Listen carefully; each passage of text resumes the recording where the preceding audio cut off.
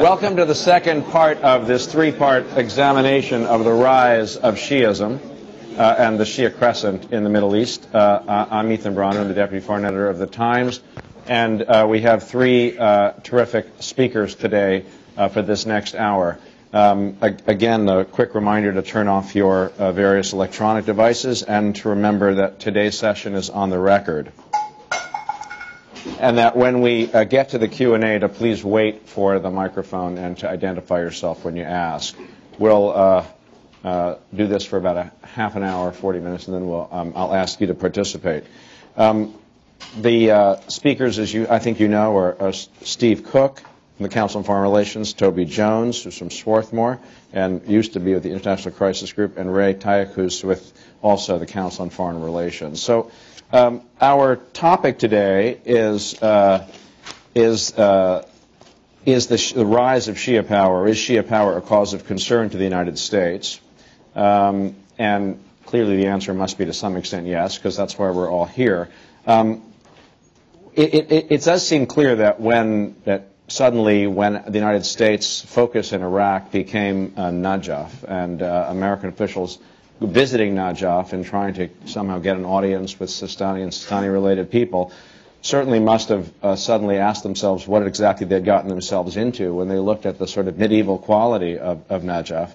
I haven't been in some years, but it is certainly in no better shape than when I was there. And it doesn't necessarily feel like the place that Jeffersonian democracy is going to arise from. On the other hand, if there is to be any kind of change in the political nature of Iraq, it's clearly going to be, this is the bosom of where it's going to come from, given the relative focus of Shiism and of power in the country. Vali Nasser says in this forthcoming Foreign Affairs article that the Middle East that will emerge from the crucible of the Iraq War may not be more democratic, but it will definitely be more Shiite. And it may also be, and that'll be one of the questions we'll try to address in the next hour, more Iranian. Therein, I think, lies a kind of paradox for American policymakers, and that is that the more they are pushing for democracy, the more rights that means for minorities like Shiites, and that may mean more influence for Iran, which at the moment doesn't exactly feel like America's best friend. So, is this a cause for concern? Yitzhak Nakash has a new book out that says, he says in his book that the Shia in the Middle East, including Lebanon and Iran, have actually moved, he says, from violence to accommodation. And he describes the current moment as a post-Khomeini stage. And he says that Sistani and the quietist tradition believe in a state run by politicians, not imams.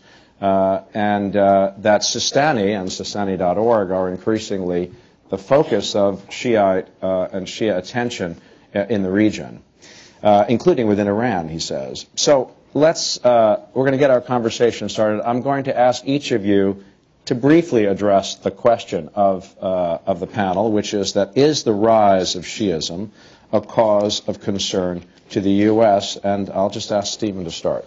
Sure. Thanks very much, Ethan. On a number of levels, I think yes, but not because the United States should see Shiism as a religion, as a sect, as a threat in and of itself. It strikes me that on a number of other levels, though, it is a cause for concern for the United States. First, as you mentioned, is this question of Iran. What essentially U.S. policy has done in the Gulf is help create this Iranian moment. And as you quite rightly said, Iran doesn't feel exactly like the United States' best friend right now. We have a number of outstanding issues with the Iranians. And to the extent that the rise of Shia consciousness and Shia political power provides Iran more of an arena to play in Persian Gulf politics, it's going to be a cause for concern for the United States.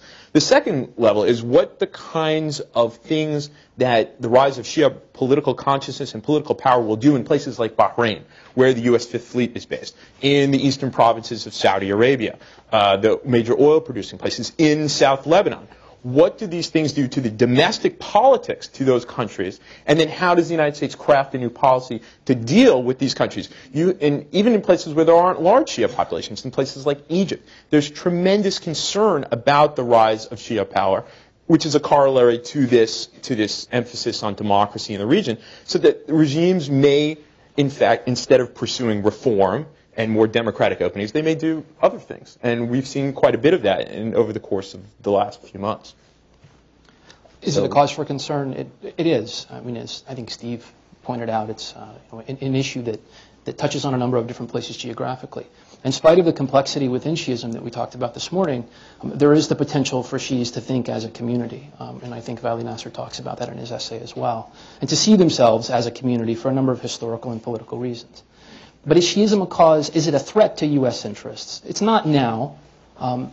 It could be. It doesn't necessarily have to be. I mean, a lot depends on how things shake out in Iraq, but also how the U.S. pursues its regional interests and its policy, both in the Middle East and South Asia.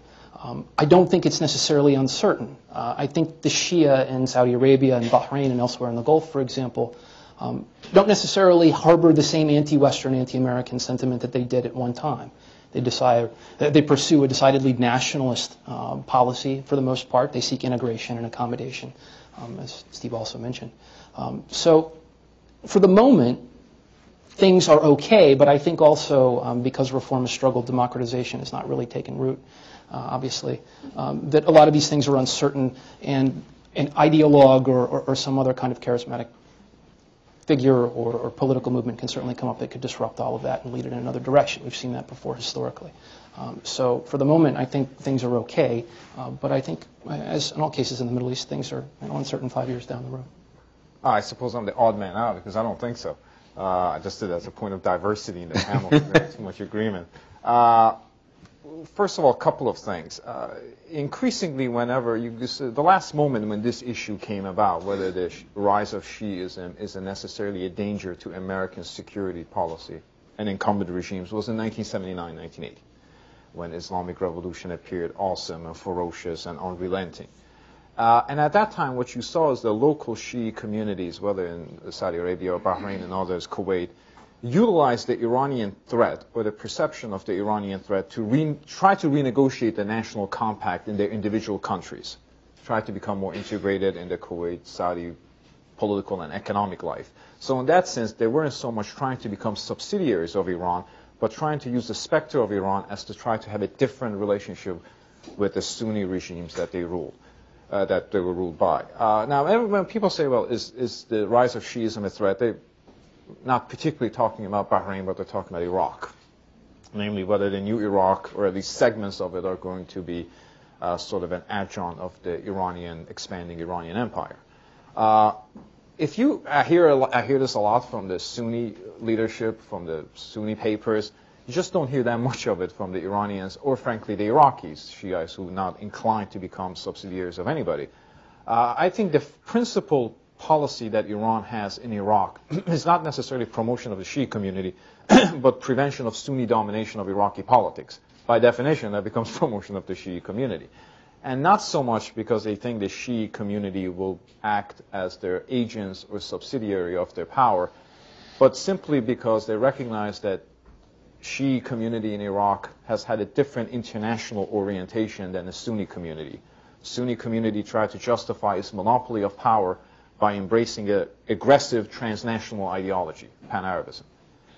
In case of Shia community, they also have a foreign policy identity and orientation, one that calls for improvement of relations with Iraq's non-Arab neighbors. Now that includes Iran, that includes Turkey. So in that sense, they're much more likely to live at peace with Iran. That's good for Iran, that's good for Iraq, but I will say that's good for the United States. One of the principal problems that has happened in the past 30 years in the Middle East, at least in the Gulf, has been friction and tension between Iran and Iraq.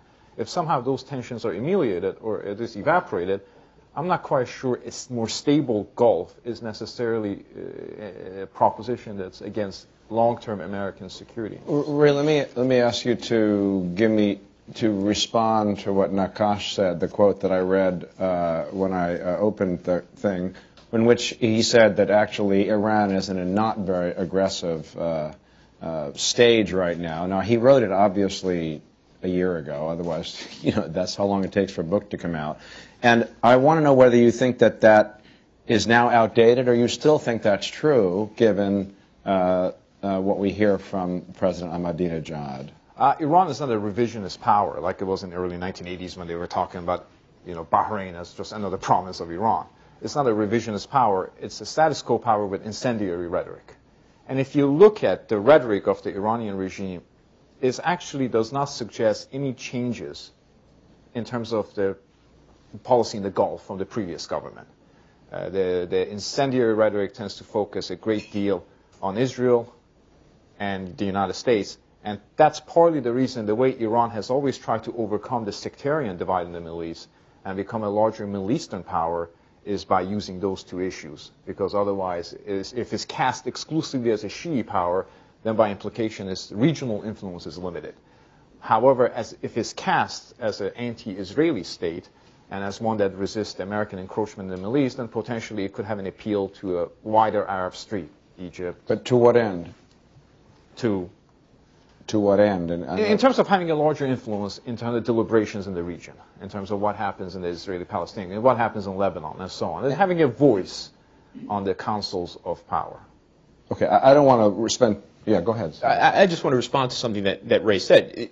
If we take your argument at face value that it is not an aggressive power, it's not a revisionist power, it has shifted its rhetoric on places like Bahrain, that doesn't necessarily make a difference in terms of, for example, Bahraini politics, in which Bahraini leadership, the Sunni-dominated Bahraini leadership, the way it relates to the United States about the concerns it has about its own stability and the stability of the region, and then how the United States responds to that. Clearly, throughout the Gulf and beyond, there is an effort on the part of Arab elites to use the specter of a Shia Crescent, as King Abdullah remarked, for their own political purposes. And the fact that we can say that the Iranians have tremendous influence, regardless of whether they're status quo, revisionist power or not, has an effect on the elite with whom the United States continues to work, with whom they continue to work with, and their own perception of threat. I mean, the thing is, there are all sorts of problems. One is, what are American interests? Okay, in other words, if the rise of Shiites creates some instability in places like Bahrain or in Lebanon and other places, but lead to greater democracy, is that an American interest? That's one question. And then, of course, the other question is, can you separate out what happens internally, Shiite-Sunni issues, from what Iran is doing or might do? So I'm going to ask us to try to slice those so that they don't become all conflated. Toby, is American interest served by greater Shiite expression of power in some of these countries? Well, if its primary interest is in the maintenance of stability in the region, then absolutely it's served by sort of altering the nature of power and the Sunni regimes that dominate that, by the nature of their rule, they're provocative, they're incendiary, they're the people that in fact alive. I mean, it's the Sunni governments, the Al Khalifa and the Al Saud and the others who keep alive the Islamic Revolution. It's not the Shia communities that continue to maintain their grip on Khomeini as a symbolic figure. It's people like the prime minister in Bahrain who antagonizes by playing the sectarian card, which is insightful. And I think angers, justifiably so, the Shia community, who then pursues a more provocative, antagonistic kind of politics. So a shift in the kind of power in the political system in Bahrain, as an example, that would allow the Shia to sort of play a more representative role in politics, would be more stabilizing, in the sense that would serve American interests. But only in the long term, not in the short term. Well, I think that it's uncertain whether in the short term it would actually be a problem. The Fifth Fleet, I don't think most Bahraini Shia or otherwise care whether the Fifth Fleet's there in Bahrain at this point. There's a moment of opportunity. I mean, I'll relate an anecdote. When I was in Bahrain in 2004 or 2005 doing research for the ICG report on Bahrain, I sat down with Bahraini Hezbollah and asked them a series of questions about why they were doing what they were doing and what was their political line and what was it they were trying to achieve. And they had a number of answers that weren't particularly satisfying. But the thing I ended on was, what can the U.S. do to serve sort of the issue of reform and the Shia community's interests? And they didn't have a good answer for that either. But I was interviewing this group of people, about 15 young guys in the village of Sitra, and they had just staged a massive rally in Sitra. About 80,000 people turned out. And the Shia community's big claim to sort of political, they were trying to gain favor from the state and demonstrate their allegiance to Bahrain as a nation. So they carried the Bahraini national flag. And they toted this around and thought that this was a better symbol than carrying around Hezbollah's flag. At the end of the conversation, I asked them about how the U.S. could serve their interests, and they said, well, if you think it's appropriate, next week we'll have another demonstration and we'll carry the American flag. And I encouraged them not to do that. That would help a great deal. But it was, I think this year there was a moment in 2003, 2004, and even early 2005 where the Shia saw the U.S. as perhaps a supporter in the region. Iraq was read in many ways that way. I mean, there are other anecdotes in Saudi Arabia that go in a similar way. Are they going to be, in Bahrain in particular, they're going to be destabilizing 70% of the population? Are they then going to treat the Sunnis like they've been treated historically? Sure. That's a harder question to answer. Now, Nakash raises another issue, sort of regionally, and he says Shiism is a force for political progressive thought in the region, that they are the democratizers. And that's a more complicated question to come to terms with. I mean, the answer is yes, they do promote reform because they're out of power. So they want an equal share, so they justify that political line that way. But they're also retrograde in other instances. I mean, the Bahraini Shia they look to Iran and the most conservative elements in Iraq when it comes to women's rights, for example. They're not particularly progressive. In fact, they're not progressive at all. So are American interests served by seeing women, sort of subordinated once again in a place where they enjoy rights? But is there, that was one of my questions for later, but since you've raised it, we'll talk about their attitudes toward women. Are they more retrograde than the existing order? Oh, yes. Well, that is good news. No, it's, and the battle right now that's taking place in Bahrain is over the personal status law, family law, which governs rules in sort of divorce, inheritance, child custody, and the Bahraini, the Shia community, led by a particular number of clerics, has waged a fierce opposition to the Sunni government's attempt to codify Islamic law, family law, and basically guarantee the rights of women when they come before the courts. And the Shia have been the most forceful. Just to give you an idea, there's this political society, since they don't have parties, political society al-Wefaq, which is largely an expression of Shia politics in the region, is fighting the good fight in that they want to reopen the Constitution to give the Council of Deputies more power. But that seems like this is a democratically oriented group. This is great stuff. This is good for the United States. But at the same time, their position on women is outrageous. In fact, one of the leaders of al-Wefaq wanted to pass a law such that windows in Bahraini apartment buildings, women, you could not see out. Right. And there's been a recent proposal that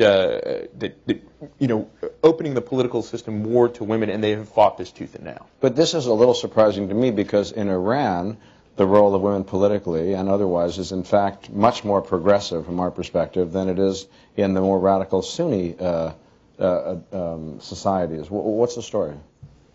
Well, I mean, Toby and Steve say that the emerging Shia clerical class has perceptions that are bad for women's rights. I can't believe they're worse than the Saudi clerical community. Well, that's the question. I mean, I think that's the benchmark. I mean, they can strive to get to that level, but it requires a great degree of resourcefulness and ingenuity and power to get to that level of gender disenfranchisement. In case of Iran, I think it's a sort of you see the legacy of the Iranian Revolution that was fought by men, women, Marxists, liberals, conservatives. So unrelated to Shiism specifically. The way the coalition that brought the revolution to power was not entirely disenfranchised after the revolution.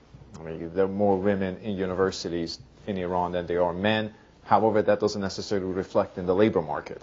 Then the numbers drop to about 20%. So there's still exclusionary policies. Entire government posts and so on, women can't serve in. But they do have a visible public role. For a while, there were more women in the Iranian legislature than there were in the House of Representatives. Now, people don't say that those women are extremely conservative. Right. I mean, not every woman is a sort of an advocate of liberal policies and so forth. But there's a greater degree of integration in the public society. Ray, I'm going to ask you to answer the question of whether, if in a variety of countries like Lebanon, Bahrain, Kuwait, others, if there is increased sense of Shiite empowerment, whether that serves American interests. I mean, the curious thing about this is, and this is perhaps a reflection of the war with Iraq, there is an identification with Shi'i parties, even among secular Shiites, in a sense that they feel, despite the fact that they might not be practicing, that their interests are better represented and safeguarded by parties who are sort of self-consciously Shi'i in terms of their political composition. That's an interesting part, in the sense that you can be secular, but nevertheless have one aspect of your identity dictate your political perceptions. That question comes, what are the American interests in the Gulf? Right. How to define them? I mean, how do you define the American interests in the Gulf? If number of things happen, if Iran remains a cantankerous but largely self-satisfied power, certainly not one inclined to become a revisionist state. If Iraq remains a unitary state with considerable degree of internal disorder and even some degree of violence, but nevertheless it sort of prods along, then I actually don't know what the Fifth Fleet that Stephen worries so much about is doing in the Gulf. I mean, American soldiers are designed to do something very specific, prevent one country potentially from invading another country, guarding the territorial demarcations. If those territorial demarcations are not under threat, then what exactly is the Fifth Fleet doing there? I'm not suggesting American disengagement from the Gulf. American missionaries, American educators, American writers, American businessmen, American commercial interests. But we tend to equate American presence with the American military presence. And at some point you have to figure out what is the role of the military, and is it a suitable role for what is happening in the Gulf? If Gulf is increasingly, in terms of its tensions, self-regulating, then is there a necessity for this sort of a robust and ultimately politically incendiary continued American presence in the region? Steve, let me ask the same question a slightly different way to you. I think Condi Rice said, and I think President Bush have said at some point in the last couple of years, that for 60 years American policy was to focus on stability in the region, and look what that got us, 9/11. And so we've got a new policy. We're interested in individual rights and democracy in these societies, and that's going to ultimately serve them and serve us in ways that we had failed in the past. So I guess what I'd like you to talk about is whether you think that the rise of Shi'ism fits into that pattern, and also whether you think that they are right to say that that has failed and this is the way to go forward.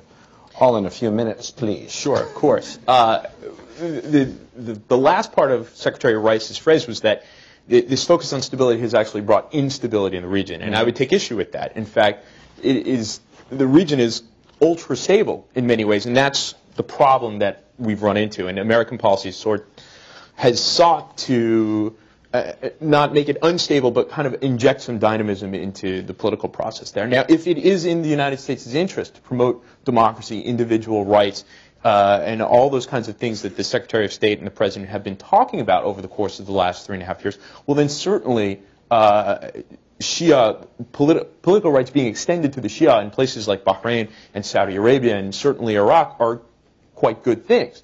The problem that we run into is that we still need to work with the Khalifa in Bahrain and the House of Saud in Saudi Arabia. And what concerns me, I'm not so concerned about the status of the U.S. Fifth Fleet, but what I'm concerned about is the reaction that these regimes with whom we still need to work will be to the rise of Shia power and their perception of threat, and what then will be incumbent upon us to respond. Because after all, there still is a war in Iraq. There still is concern about Iranian nuclear proliferation. So I think for at least the time being, there is a rationale for the presence of the U.S. Fifth Fleet to be there, and a rationale for a large military presence in Qatar. So we do still need to work with these, and of course the whole question of counterterrorism as well. So I think that in the kind of broad abstract sense about promoting democracy and human rights and political rights, it can't be a bad thing. But the effect that that has then on Arab elites is where the concern is for me. Well, I guess we don't. The trouble is we don't know the end of the story. But if we look at Iraq, there are many who would argue that it has not been a great thing, right? That actually the helping the Shia in Iraq has not at the moment improved the condition of life in Iraq or improved our interests in the region, but far away from the end of the story. But the problem is, and maybe Toby, you could talk about this for a minute now. Let's take how the Saudis, or how generally Sunnis view what has happened. Do they see American efforts in the region as really some effort to kind of ruin their own interests and hand things over to the Shia, and therefore they resist, and therefore violence arises, and therefore our interests in the end are not served? Well, I've argued before that, in fact, the Iraq War complicated both American interests in the Gulf, for obvious reasons, but also Shia interests in the Gulf. To look very closely at sort of the trajectory of Shia, the Shia emergence, if we want to call it that, in Saudi Arabia, it predates the Iraq War. The Shia have been politically active in Saudi Arabia since the late 70s. They were confrontational. In the early 90s, they became accommodationist and essentially reached a political compromise with the ruling Al Saud that went nowhere. There was no pressure on the government of Saudi Arabia to deal with this community effectively. 9/11 changed a lot of things in Saudi Arabia, and the thing it gave sort of the most hope for was this nascent reform movement that emerged shortly afterward, within a couple of years, and a large component of that was a group of Shia activists who had been active in previous decades, but took part seriously in this sort of national, liberal, Islamic, whatever, there's lots of other labels, to sort of promote political reform in the kingdom. The Iraq War set back their efforts. In a lot of ways, the reform movement suffered a setback because American pressure, which was leveraged on the kingdom, was distracted elsewhere, or diverted elsewhere. But also for the Shia community, the restructuring of the balance of power in Iraq has had deleterious effects for Shia interests in Saudi Arabia, for precisely the reasons that your question sort of raised. And those have to do with the perception amongst not only the House of Saud, but also their clerical backers in Saudi Arabia, about what's taking place north of the border. And the perception is that Iraqi Shia have aligned with American imperial interests to occupy sort of this Arab state, and that has set back the region's interests in terms of its Islamic orientation, but also its political cohesiveness. So the U.S. is seen as a destabilizing force, and the Shia are seen as having latched on to this for their own opportunistic ends. And in Saudi Arabia, that's had real tough consequences for the Shia community. They're still able to participate in local politics, but they don't have the same kind of national presence that they had previously. So inasmuch as Iraq has altered the balance regionally, it's also set back the specific nationalist goals of Shia communities, not only in Saudi Arabia, but also Bahrain. Ray, do you want to address that? Yeah, I think there are two things that happen when people discuss Shiism, and they tend to equate sort of political expressions of Shiism with radicalism, which is no longer the case because, as you mentioned, that increasingly Shia political parties and activists began to see their empowerment coming through the electoral process, coming to franchise, and integration into their individual communities. Second of all is that Shia political parties and so on are necessarily, I think the subterranean messages are anti-American. I'm not actually quite prepared to accept that. I mean, every panel should have a Shia chauvinist, and since Valley Nassism here, I suppose that's me. I think increasingly you began to see Shiism becoming a political status quo movement. And their empowerment is not necessarily, I think, something that should be disturbing to Americans. It might be disturbing to the Saudi elite. It might be disturbing to the Sunni elites of this region, but I don't think the Saudi elite's anxieties and sensitivities should govern our policy. And maybe it's good that Saudis are becoming a little more anxious and nervous. Maybe in terms of the domestic reforms of their own political society. In terms of Saudi textbooks still tend to vilify the Shiis in a very uncompromising way, while we tend to focus on the depictions of Christians and Jews and so forth. So if empowerment of Shiism compels the ruling elites towards some degree, Sunni ruling elites towards some degree of political modernization, I'm not quite sure if that's necessarily a bad thing. Second of all, we tend to view this particular movement as something that the United States can manipulate or control. It's just not beyond our manipulations or control. There will be a greater representation of the Shia community in Lebanon. Whether represented by Hezbollah, Amal, that's just the demographic reality of Lebanon. I'm not sure if that's necessarily a bad thing. The Saudi Shia population should remain disenfranchised and second class in Saudi Arabia for the stability of the Saudi society as a whole. In terms of Iraq, there will be inevitably a Shia empowerment, not in no way equates with the Iraqi Shia community being essentially, as I said, subsidiaries of Iran, but it may portend better relations between Iran and Iraq, and I don't think that's necessarily a bad thing. What Toby was arguing was that what has happened as a result of the war, in the American war in Iraq, that whatever progress was being made for Shia in places like Saudi were set back because of the reaction. So you said, look, I mean, we don't. I mean, you could also. The American officials were arguing the opposite, which is, well, we worried about was stability, and so therefore human rights was frozen in these countries. So it sort of feels like, Toby, that you're arguing, you know, so you're damned if you do and you're damned if you do. If you do nothing, then hell, we've helped create the situation, and we go in, well, we've messed it all up, and they're going to react. And so you kind of wonder what's an appropriate policy. You wanted to speak of it. Was it toward that? Well, no, I just wanted to take issue with the raised point that somehow a greater degree of Shia political power, Shia consciousness will somehow force Sunni elite into more political modernization. You just have to take a look at what they're doing to suggest that it's precisely the opposite. If you look at what the Bahrainis are doing through a whole informal and formal ways, they are doing to prevent the Shia from expressing themselves through either coercion or inviting Saudis to come to Bahrain, Sunni Saudis to come and become citizens and thus vote, to preventing the expression of al-Wafaq and its demands to open up the constitution, to things like in Lebanon, where there's going to be a very, very difficult battle that's already shaping up to alter the electoral process that will then allow the Shia to have more than the 21% of the seats that they have in the Lebanese legislature, as opposed to the 40% of the population that they supposedly represent. So I actually want to talk about Lebanon, but I want to ask Toby to try to answer my question. Yeah. It seems to me that sort of pursuing a Shia policy in the region is precisely the wrong way to proceed.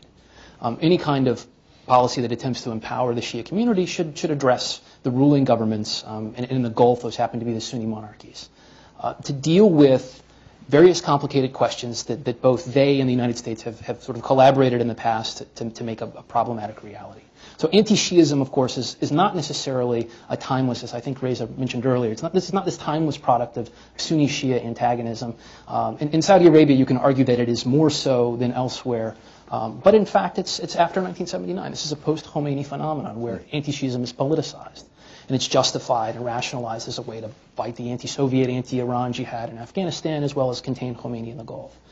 So that exists, and in a way you have to deal with it. So the U.S. has to realize that. But appearing to cater to or to appeal specifically to a Shia audience will basically serve those interests in the end. I mean, sort of the anti-Shia forces that exist and have existed in the past will simply remobilize.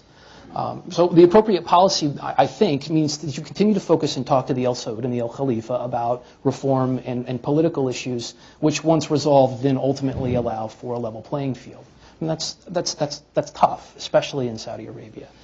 But the consequences of doing otherwise, and I think it speaks to Ray's point about, and I actually think there's more of a potential problem in marginalizing, making the Saudis uncomfortable with their Shia community. And the pitfall of not then dealing with the Saudis on a host of other related issues is this: that if the Saudis become uncomfortable with the Shia and they become uncomfortable with Iraq, the thing that they're going to do is they're going to open the faucet of jihadism, and they're going to let the war. Well, I mean, arguably the Saudis don't have an interest in pursuing that anymore. I mean, they have a domestic problem that they've tried to contain. But what they can do, and what they've done in the past, is simply allow these anti-Shia Takfiri, ideologues to become more prominent in society and community. That can, sort of, this has powerful mobilizing potential. I mean, it creates a series of problems, and the Saudis realize that they can counter in a more interventionist American policy that appeals to the Shia community. The Shia live in the eastern province of Saudi Arabia, which is where all the oil is. So strategically, this is of huge concern to the U.S. and how they handle it. So it's a sensitive issue, and I think that, as when I was with ICG, we argued that all of this has to be contextualized within a larger push, pressure for reform, for political reform. Democratization may not be the right way to go, but some kind of political reform that levels the playing field. Steve, talk a little bit about Lebanon, about how the rise of Hezbollah, of Shiism, is serving or not American interests there. Well, certainly, first, broader context, Hezbollah obviously is an organization, not the only Shia organization in Lebanon, and has a long history dating back to the late 1970s, early 1980s. Hezbollah itself is a malevolent extremist organization, despite its vast array of social services and the fact that Hezbollah representatives have acted responsibly in the Lebanese parliament. The question is now, how does the rise of Shia power in Iraq and and consciousness in other places affect the Lebanese? And I think that it's actually paradoxical. Hezbollah and the Shia are certainly feeling their certain buoyancy from these developments, but at the same time they're limited in what they can do. And you can only just look back to the mass demonstrations after Rafi Hariri's assassination in Lebanon, where Hezbollah could not come out brandishing Hezbollah flags. They were forced to strike a nationalist tone. They did it both. Okay, but by and large, this was they were signaling to the rest of the Lebanese population that they were interested in Lebanon and Lebanon's well-being. And they were not necessarily at the direction of either the Syrians or the Iranians, despite what many people believe. And so at the same, so they're kind of hindered in certain ways. They're now constrained by this renewed kind of Lebanese nationalism, this unintended consequence of Rafi Hariri's assassination. But at the same time, they demonstrate a lot of power. When the new government floated the idea of referring the Hariri assassination to International Criminal Court, Hezbollah representatives and the Amal representatives walked out and created a governmental crisis, and then the Lebanese prime minister had to give in. This is a similar kind of debate that's going to be going on with regard to disarming Hezbollah, and that's why it's so important that the Sheba farms be considered occupied by the Israelis, so that Hezbollah remains a resistance organization. Because their arms, it's not so much Israeli occupation of Sheba, whether Sheba is part of the Golan Heights or Lebanon, but Hezbollah arms are now seen in the current constellation of Lebanese politics as the great equalizer. They don't have the political power. They may have demographic weight on their hands, but because of the way the electoral institutions are set up in Lebanon, they have no way of cracking open this system in a way so that these arms are really the power in which they're able to leverage the political system. But do you feel that their role in government has moderated them? They have acted responsibly as members of the government and in the legislature, which they sat since the mid-1990s. But it's what do we mean by moderated? I mean, if you watch El Manar television, you can't possibly believe that this group has moderated. So it's really, you take a look at what's happened in the suburbs of Beirut and the extension of social services. It's the same kind of Islamist story that you find throughout the region. So it's double-edged. I want to go to the audience, but I want to ask Ray one question first, and that is, do you think that Iran and the United States are eventually going to have to cooperate seriously on Iraq? And if so, will that serve everyone's interest by somehow forcing the United States to negotiate with the country and also forcing Iran to sort of play some realistic role?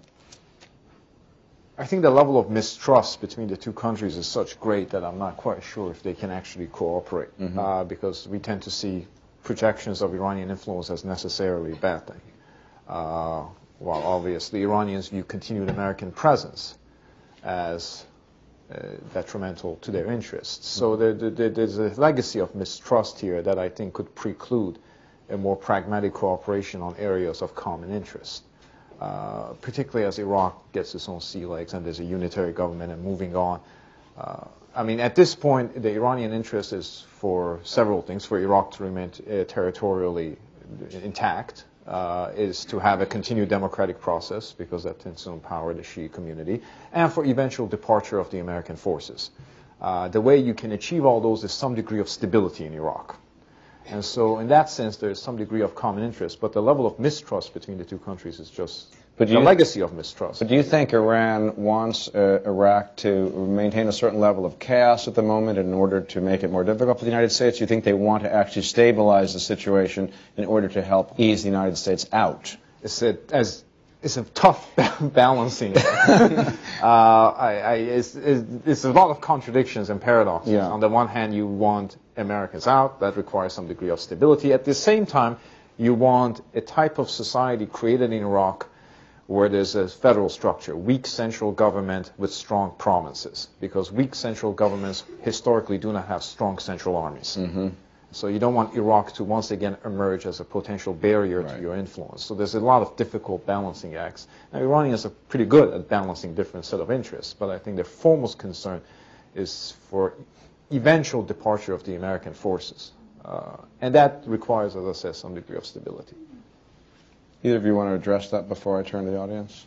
Let me go to the question. Okay, so I think we have a half an hour or so, and would welcome your questions, Joe, and please tell us who you are.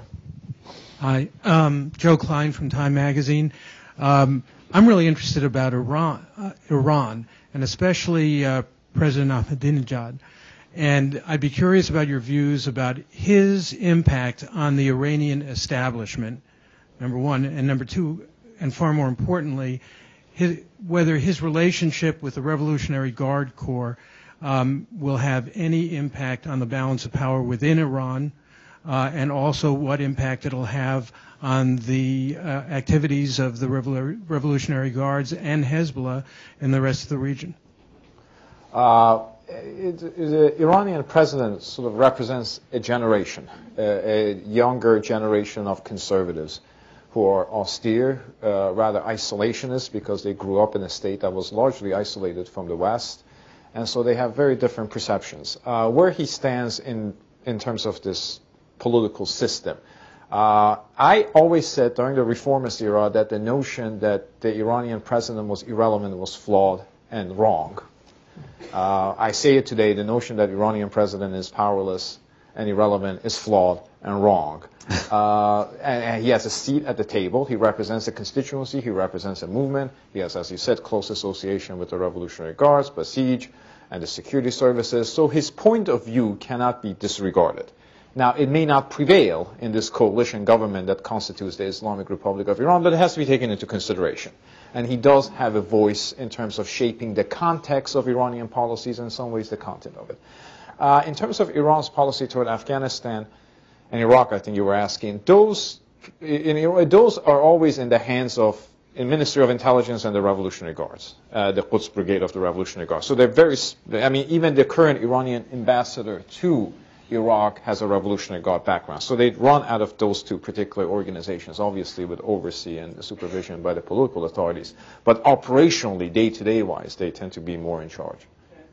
Actually, what I was asking was whether his relationship with the Revolutionary Guard represents any kind of threat to the Iranian establishment, and whether he could give direct orders to the IRGC and have them act in a certain way in Iraq, Lebanon, No, this is much more centralized, particularly on issues of critical concern, such as Iraq. It still goes to the Supreme Leader's office and so on. If the Supreme Leader's office asks him not to do something, he won't do it. But the problem is not so much who dominates who, as the New York Times story we're talking about, who's consolidating power against whom. The problem is a meeting of minds. There's not consolidation of power, there's a consensus. The person who's against negotiating with the United States on the nuclear issue is the Supreme Leader. So it almost doesn't matter what the other subsidiary actors think or how they want to adjust the situation. So there's a greater degree of consensus than before. Either of you want to address this? Right here, please. Good morning. My name is Takeyh Sagafi-Nejad. I'm from Texas A&M International University on the border of Texas and Mexico. And I'm here to enjoy the conversation. I'm hearing a disturbing undercurrent in your presentation that assumes a certain amount of status quo with respect to the role of religion and religious tensions between Shiites and Sunnis, with regard to the stability of the political system in Iran, and with respect to the desirability of reform and democratic movement on the one hand, which is allegedly the intent of the US and the aim of the U.S. foreign policy, but on the other hand, we don't want to live with the consequences. My question is, how do you see this tension between religious elements, Shiite versus Sunni, playing out in the broader spectrum vis-a-vis, let's say, the secularist movement? There has been no mention of that in your conversation. And I got the feeling that you just assumed that these are really the two dominant forces that balance vis-a-vis one another. And related question of the role of women, which was mentioned several times, it is very disturbing to know that we advocate the policy of democratization, But when we see the manifestation of democratization in the sense of presenting the Shiite version of the role of women and the rule of inheritance and marriage and all of that, we tend to sort of accept that as a natural consequence and outcome of the democratization process, even though it runs contrary to the very fundamental ideas of Western democracy. How do you see all these contradictions playing out in the near future? And final indicative question of that is, how long do you think it's going to be before hijab becomes voluntary in Iran and throughout the Middle East? Steve, you want to start? Oh, thanks so much, Ethan. I appreciate that. Well, maybe just broadly about secular versus religious politics to start with. I think that prior to the Iraq War, this kind of question of Sunni-Shia tension was not as prominent as it was. I think there always was that kind of issue there, but directly, indirectly related to the invasion of Iraq, we have the way in which things have unfolded in Iraq, unfortunately, has created Sunni-Shia tension. Now, this question of secularists, there is a large reservoir of secularists, but as the kind of political tension has developed between Sunni and Shia, as was mentioned in the first panel this morning, people have sought to choose up sides. So even secular-oriented Shia, secular-oriented Sunnis, because they need to be protected in a place like Iraq, or they fear what might happen in Bahrain or the eastern provinces of Saudi Arabia, they tend to draw towards their own. And I think that that's an unfortunate scenario that is playing itself out throughout the region, and even in the broader Sunni world, there's this concern and this sort of choosing up sides against the Shia. I mean, after all, President Mubarak said in mid-May, said, well, after all, it's clear the Iraqi Shia are more loyal to Iran than they would be to Iraq or the Arab world, questioning the kind of Arabism of Arab Shia in Iraq. So I think that this is a creation, an unfortunate creation, and an unintended consequence of the invasion and the inability to put together a political process, or in fact, a misapprehension, a misunderstanding of the undercurrents and the political dynamics and the sectarian undercurrents that were at play both in Iraq and in the region wide. Now, as far as democracy goes and women's rights, this just points to the complexity of trying to promote reform and change in the region. And it's brought out in sharp relief by just what happens when people are elected and you don't like what they stand for. And this is a major philosophical problem that we're facing in the region, not just in the Shia world, but in Palestine, in Egypt, wherever. I'm not sure I have a very good answer what we should do about it, but it does open the United States up to these questions of inconsistency and double standards and hypocrisy. But to some extent, the question is what democracy means. Does it simply mean that whoever the majority chooses is in power, or are there some broader philosophical underpinnings having to do with liberalism and human rights that really we're talking about, even though we call it democracy? Well, I think that it depends on actually who you're talking to. In the region, it's a particularly majoritarian view of democracy. For those of us who are interested in these issues and have looked at these, it is obviously broader than that. It's rule of law, development of institutions. But if the people in the region go to the polls and they say, well, this is democracy, and that's partly a problem of the Bush administration's lack of clear vision and strategy on this. Yes, they've talked about democracy and freedom, and they've been very effective about it, but it's stopped there. Right. Without the broader vision, you fall into these traps of problems of hypocrisy and double standards. Toby, do you want to address any of it? Yeah, the second part of your question is, I think Steve said it as well as can be said. It's paradoxical and it's difficult and complicated, and at the end, for us, it's ultimately unsatisfying when these kinds of things happen. But I can connect that back up to the first question, and that is collaboration within the Shia community and between Shia and Sunni when it comes to secular groups, and where does religion and secularism and whatever else we want to call that exists, where does it come together? And in Saudi Arabia, because they don't have the demographic weight of Shia communities elsewhere, Shia leaders have displayed a tremendous amount of flexibility. the driving force politically in the Saudi Shia community, of course, is religious. But the people that get put forward to negotiate the Saudi political system are technocrats. They're business people who either have an experience in the West or have a series of business or other kinds of relationships with other Saudis, and can talk on a more sort of, in a way that doesn't necessarily make religion the central part of what it is that they're trying to achieve. With that in mind, I mean, the Saudi Shia are always thinking that they're Shia. I mean, they always understand their relationship to everybody else. Also in Bahrain, there's been a degree of collaboration between al-Wafaq and the secular opposition, the old Baathists, the old communists, and other people who just consider themselves Democrats, where they work together, but the political reality is quite different. The secular opposition in Bahrain is beholden to al-Wafaq because they represent 65% of the population. And, at the end of the day, they're willing to give up women's issues. When it comes to political reform, the Constitution, whatever their big goals are, they realize that this is complicated. But reform, I think, in spite of the kinds of problems that it would produce at the ballot box, also offers an opportunity in places like Saudi Arabia and Bahrain as well. And I don't know that it's a short-term fix, but it's more of a hopeful sort of vision for what could happen. And that is that the problem politically is that we don't have civil society in these places. But you have a lot of people that share a common ground that don't have the opportunity to organize and deal with one another. The case was made to me in Saudi Arabia that liberals are more popular than they think they are, if you base this on a number of different things, by an Islamist. So clearly, Sunni Islamists in Saudi Arabia see liberals as a threat. Now, they take the threat seriously.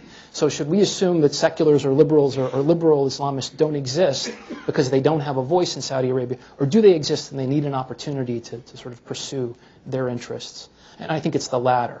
So I don't know that women's issues would necessarily work themselves out in this ideal world, but perhaps it's the best we can hope for at this point. And I just want to follow up on what you asked, because the question is whether there really is any kind of secular politics in the region. And I mean, even if, when I was in Saudi Arabia last in December, and women were seeking to promote their interests and their rights, they did it through discussion of what the Prophet's daughter did and so on. In other words, the idea was you have to fight on that ground. And even in the first panel, when the discussion was begun that, in fact, Shiism was originally a political movement in the sense that it had to do with who would succeed the Prophet. I mean, I find it hard to distinguish between a political and a religious discussion there, because it's about who will succeed the Prophet. I don't know if there are any secular politics in the region. I think sorry, Toby, but I think it's quite shrewd for women who are trying to advance their interests. I'm with you. To speak in a kind of vernacular politics, politics that people are going to understand, and it certainly has squeezed out secular politics. So I would say, at the risk of being too extreme about it, I'd say there's very little secular politics. Very little, yeah. Ray, do you think that there's more than I think? As I said before, the interesting to me is even secular individuals seek political empowerment by being associated with religious parties. Right. Because those religious parties are now emerged as popular parties and incapable of organization and all the things that politics brings about. They're just better organized political parties. And therefore, if you're a secular Shiite, you tend to see dawah or what have you as representative of your communal interests, and therefore you're willing to live with some of the restrictions. As far as when is hijab going to be disbanded, well, there's good news, bad news. The good news is the social restrictions are unlikely to become more onerous.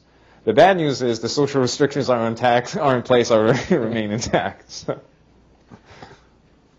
Other questions? Sure. Just take that mic if you would. My name is Nader Talebzadeh. I'm from Iran. I'm a private company doing documentary. My first question is, I think it's escaped everyone's radar to realize that no Iranian press, no formal government Iranian press, is allowed into the United States because of the U.S. policy. And why this is so, because after 26, 27 years, one of the main impediments, one of the main barriers for dialogue has been the absence of Iranian press, which is, in terms of television, all government. We've had a complete ban. I've come here as a private company, and especially at such a critical time, the present crisis, which we have no news from Iran, no news people from Iran to be present in the States and have the opportunity to talk to the American political elite, as, of course, we have the opposite is very true. In Iran, we have over 100 American news-related people every year. This, I think, I would like to ask the American intelligentsia, the academia, why haven't they pressured the U.S. government for the serious presence of Iranian press within the United States, especially television, which I think has enhanced the present danger, continuing danger? That's my first question, why? My second question is, how much effect does the American intelligentsia, the elite of the academia, have on the present crisis? How much can they prevent this avalanche of catastrophe that might come forward? How much effect would they have in this present crisis, or do they have any effect? Is it a feeble presence? Okay. Or can it potentially be effective? Thank you very much. Okay, so how important are you guys? I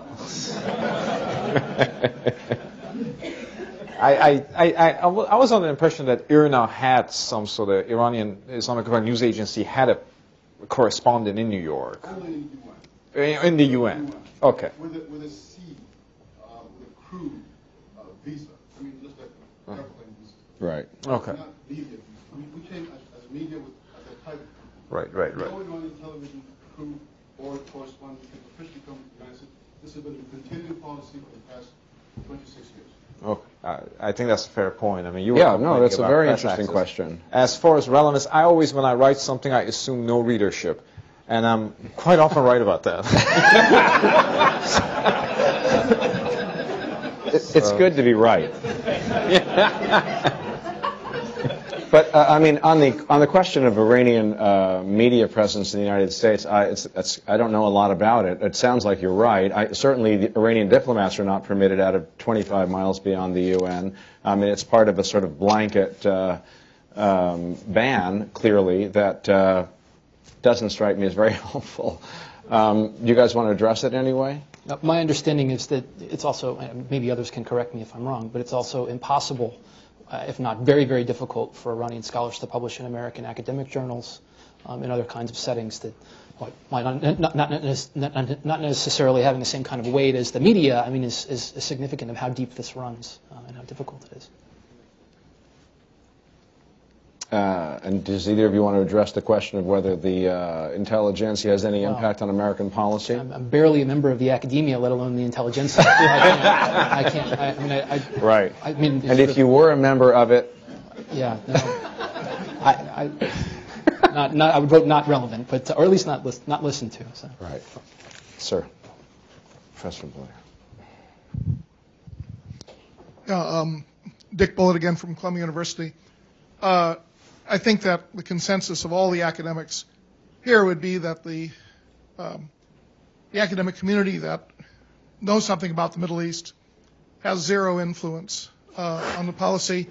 But what distresses me is that this is a joke, and that everyone laughs as if it cannot possibly be otherwise. And one of the questions that I have in my mind is, has the academic community actually comported itself in such a manner, or even considered organizing itself in such a manner as to seek to have an influence? I mean, it's one thing to write an article and hope that you have an audience, but if you look at the way intellectual communities behave in other countries, they don't always take it as a foreordained conclusion that they are of no significance. And there's a reason the question is interesting, because it bespeaks the notion that perhaps an intelligentsia, an informed intelligentsia, should have some sort of audience, some sort of influence. And I think that there has been, 50 years ago we established Middle East studies in order to have expertise. Now, 50 years later, the Middle East is our greatest crisis, and our expertise is considered to be useless. Now, I think that should be a problem rather than a joke. Of course. I mean, It is clear that the administration does consult with scholars. It just doesn't necessarily consult people in this room. Although it has consulted with Professor Ajami, it has consulted with Professor Lewis, it has consulted with serious people who have knowledge. And so it's not that there's no link between the academic intellectual communities and the administration. It's just that many people who are in the academy tend to see things somewhat differently, I think. Please. You just wait for the mic. My name is John Bradamus. As a member of Congress, exactly 40 years ago, I wrote the International Education Act of 1966, the purpose of which was to provide federal funds to colleges and universities for the study of other countries' cultures and languages. President Johnson signed the bill into law. Congress never appropriated a penny to implement it. And I believe that among the reasons the United States has got into so much trouble in Vietnam, Iraq, Iran, is ignorance of the histories, countries, cultures, languages other than our own. In February of this year, the Committee for Economic Development issued a report calling for greater investment in international education and foreign language studies. The CED is composed of a couple of hundred corporate CEOs and a handful of university leaders, of whom I was one. We are pushing at New York University now, where I am now, for the establishment of a center for dialogue with the Islamic world. I remember speaking some years ago to a group of UN ambassadors from Islamic countries and telling them that unless they wanted the American people to think that Osama bin Laden symbolized Islam, they'd better get busy teaching about the constructive part of their tradition, and the rest of us had the responsibility to listen. I've made that comment, but I would be interested to know to what extent do the members of the panel see efforts being made in the American academic community to encourage the study of the Islamic world, and in particular of Islam. Well, you looked at me, so I'll take it on. There certainly has been an explosion since I left university campus 3 years ago in students and faculty members who are interested in the Islamic world, interested in studying Arabic, interested in studying Persian. So I think that we are well on our way. The question is how to make that sustainable and continue. There was a boomlet of this kind of interest after the first Gulf War. The question is now how that can be sustained so we can develop this expertise. Other questions?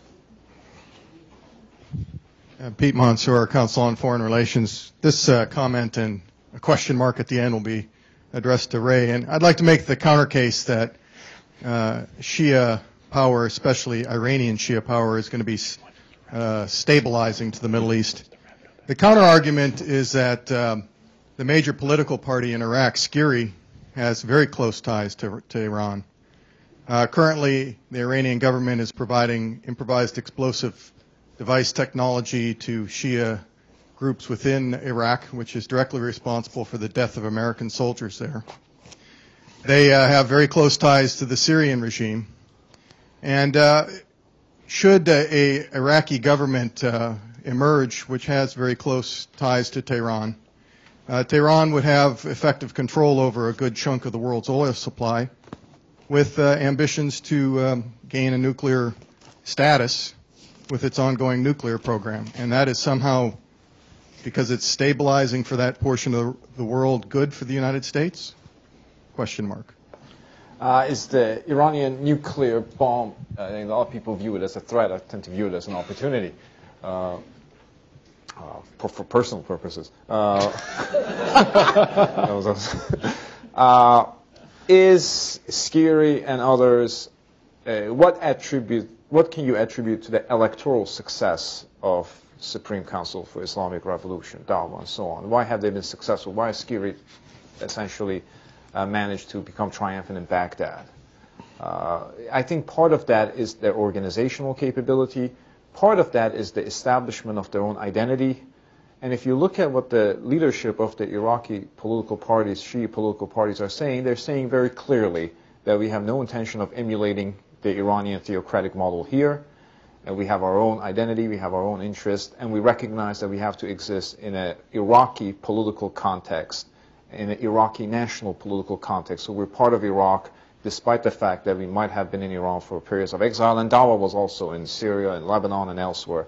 And they had no choice under the repressive regime of Saddam Hussein. So I don't think necessarily that could be held against them. But also, as Iraqi political society matures, I think you begin to see the Shia organizations put greater distance between themselves and Iran specifically to address that particular question, namely your empowerment yields or national subordinations to Iran. So I think that's actually going to change, and I think it has continued to change. On Iran's nuclear program per se, I think no matter what happens in terms of American or international community's response, we are going to have to adjust to living in the Middle East where there's a second power with a mature nuclear capability. Not necessarily weapons, but a mature nuclear capability with an advanced nuclear infrastructure. And that may essentially guide how the United States and other actors, regional and national community, reacts to the changing strategic alignments of the Middle East. Because I think that's just where it's going to go, no matter what options are contemplated. Perhaps with a greater degree of diplomatic, political changes between the United States and Iran, you can have imposing certain degree of restraint on Iran's nuclear program. And at this point, what the negotiations that are taking place are not for Iran to dismantle the nuclear edifice, but to restrain and regulate it. And I think that's just where it's going to go. Okay, well, I think we're seeing the hook. It's beyond a quarter of. So I want to say thanks, Steve and Toby and Ray. And lunch is in 15 minutes.